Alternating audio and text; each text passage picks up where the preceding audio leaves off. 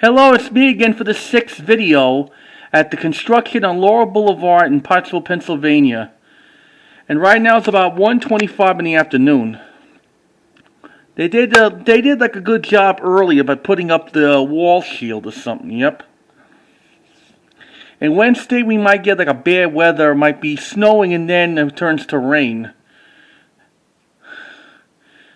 And today is still January 23rd, 2023, yep. I hope this might be the last day. So after they leave later, hopefully we're going to give you like aftermath.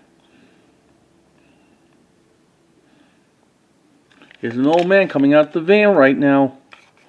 An old buzzard. I don't know what he's heading to.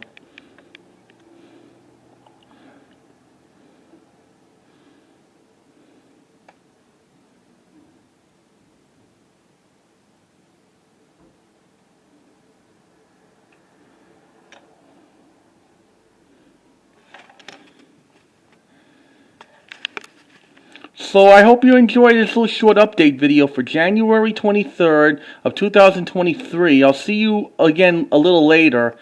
Please comment, subscribe, or ring the bell if you like other videos. I'll see you later and enjoy these other videos. Bye.